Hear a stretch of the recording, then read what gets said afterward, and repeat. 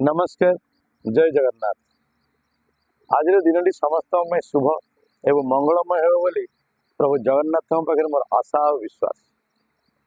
आज मुझे आपन को गोटे सुंदर कथाटे कह आत्मविश्वासी लोक मैंने निजर आचरण को निजर व्यवहार को एपरी करि जे अन्य लोक मैंने से प्रति आकर्षित होता कौन मुझे ठीक कहली ना। जदि आपन को मोर कथाटी पसंद लगिला ताले वीडियो गोटे लाइक आ कमेंट माध्यम जन। जय जगन्नाथ। नमस्कार। जय जगन्नाथ। आज दिन समस्त शुभ एवं मंगलमय हो बोली प्रभु जगन्नाथ पाखे मोर आशा और विश्वास।